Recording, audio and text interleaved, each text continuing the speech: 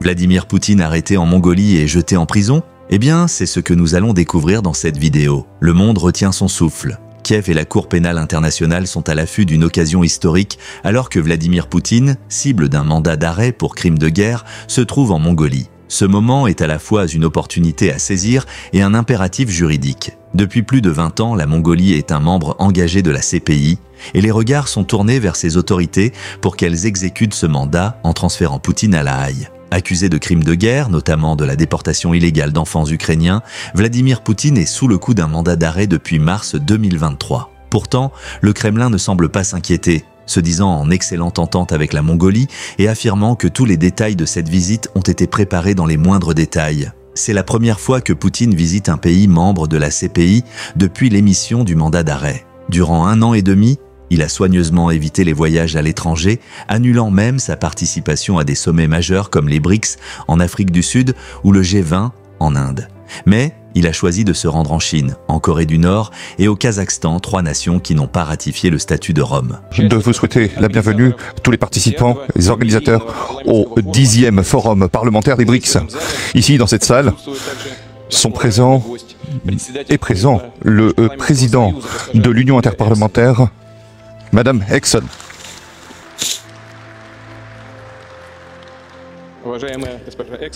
Madame Exxon, nous voyons votre participation au forum comme la représentation des pays du Sud et de l'Orient mondial, des pays intéressés par une coopération constructive. C'est une initiative sur les questions de l'agenda d'actualité. Le rôle des parlements est de renforcer un monde plus juste avec davantage de sécurité et ce rôle est extrêmement important et il parle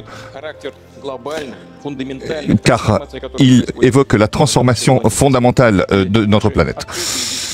Et les discussions ouvertes que nous avons eues montrent la philosophie et les principes de compréhension mutuelle de notre organisation. C'est la prise en compte des intérêts des uns des autres, des relations démocratiques, le respect de la souveraineté, le droit au développement mutuel de chacun. Tous ces principes sont compris de tous et sont le fondement de notre union. Et ils permettent une nouvelle influence dans les événements planétaires. Je le répète, le dialogue parlementaire, y compris dans le cadre des BRICS, est plus important que jamais.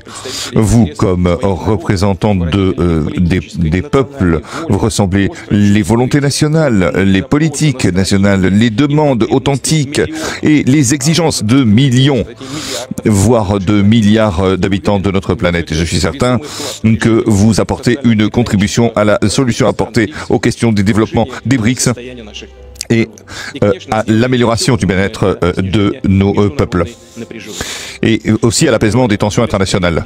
Il s'agit de former quelque chose de plus démocratique, multipolaire, plus juste, avec un ordre mondial multilatéral. Nous comprenons très bien que la mise en place d'une nouvelle construction mondiale doit se faire sur un équilibre géopolitique, économique, démographique, basé sur les réalités. Le processus est difficile, mais il est aussi très utile, parce que les efforts des participants aux BRICS et d'autres pays en développement se confrontent aux élites des États de ce qu'on appelle le milliard doré.